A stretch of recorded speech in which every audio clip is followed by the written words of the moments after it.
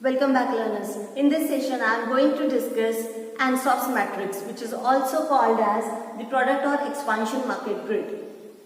This matrix was developed by Iger Ansoff, and this was first published in Harvard Business Review around 1957. When in the last lecture also we were talking about competing in future market or competing for the future, what companies can do, what strategies they can adopt. This is one of the strategies. See, it is one way to exist in the future, and that is by growing. So this matrix is about growth and how company can grow. So it can either have new products or it can have new markets and increase the sales. But this is not so simple as we are saying here. It has to take several efforts, and this matrix was one of the effort to place those positions and analyze them, that how companies can grow with certain strategies. So this matrix tells us 4 different strategies placed in 4 quadrants.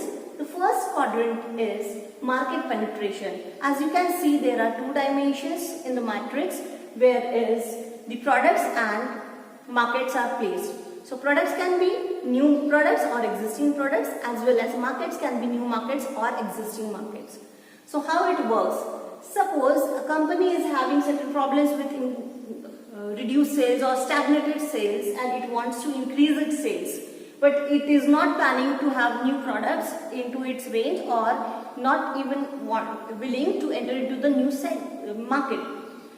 So in the existing market with the existing products, what it can do is, there are 3 ways. It can reduce the prices of the products so that they will become more competitive and consumers will product of the equal quality with reduced cost. This is one way. Second way is, it can have a threat from the nearest competitor, so it can plan to acquire that competitor. This is second way, and there is one more method through which this strategy can be applied, and that is by increasing the promotion and distribution efforts by the company to increase the sales. So in this way, the company can penetrate into the market and stay growing. Second quadrant, let's take example for this is some telecommunication companies who are, for telecommunication companies, the product is telecommunication service, the market is already there, and what they can do is they can offer various plans at reduced cost or certain various combinations wherein the people can prefer the services for the same 4G services at reduced costs or the cost range with various plans. So this is market penetration. Second quadrant is product development.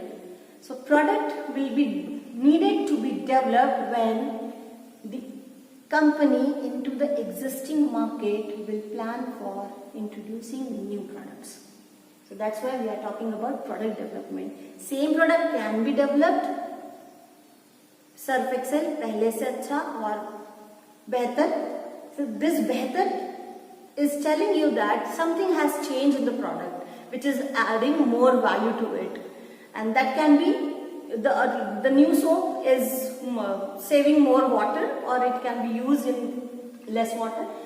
So this is product development, and how this became possible for the company. It might have done more research and development, or it might come up with the completely new product in the same market. So what it will give? It will give it benefit, like in the same market you are having more range of products. Let's take an example of automobile companies. Nowadays we are talking more about saving environment and using more pollution friendly equipments or products. So the existing automobile companies or car companies can come up with cars operated on battery or using renewable energies. Tesla is one of the example. So this is product development. Third quadrant talks about market development. So how the market will be developed. Now in this portion we are coming with new markets. with the existing products or new products. In the new market where the company is not still operating, so to enter into it, it can take its existing products or it can take completely new range of products. So how it can happen? It can happen in the ways that it can cater to completely different segment. Like for example, Dove, which is primarily selling its cream bathing soap. It may enter into a new market. So if it is operating on a regional or international market, it can expand its market and enter into those countries where it is not selling its product right now, or it can diversify also. So Dove if Dove is coming with the baby soaps, then that will be a completely new segment for it. So catering into the new segments, regional expansion and international expansion can be possible. For example, Nike and Adidas companies, they have recently entered into Chinese markets. So the same product is same, now they are entering into new markets. So existing products into and new markets. So here what is happening, the Nike and Adidas shoes are sold more into the new markets. So this new market, which is not saturated yet for those products, will keep on growing because the brand is already established. And the last quadrant is diversification. So friends, when the company will diversify its product or from its market. So this combination tells us that completely new product and completely new market. So no existing products and no existing markets. So here what it will require, new product, and how it can come with the new product. It can happen in two ways, that is related diversification and unrelated diversification. So suppose there is a leather company which is producing leather shoes.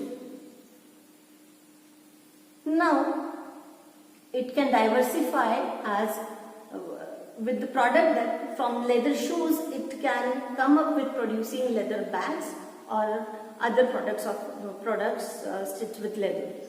So this will be a related diversification. Unrelated diversification, if the leather producing company is completely stopping that business and entering into selling different products, then it will be unrelated diversification. So recently Bajaj Auto also came up with they are selling now sanitizers. They have already a range of hair oils and other products. So this is a diversification strategy. What it is giving a company, it is giving that organization a range of products with completely new market where the profits can still grow, and it will create the place for the organization. It will provide it the market share in the future. So that is why this matrix helps us to identify these 4 areas and make choices based on this. So friends, you have to remember this very well, that the basis for this matrix preparation is what best choice an organization can make for the growth in the future.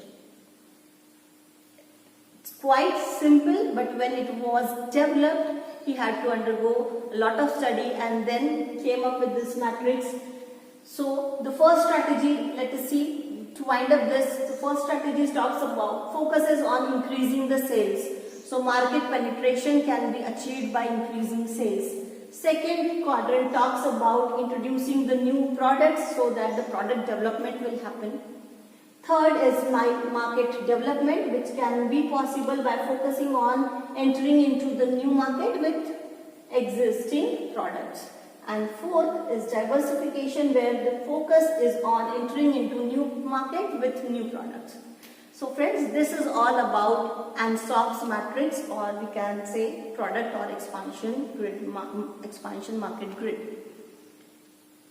So until I bring you the next management lesson, keep watching and keep learning.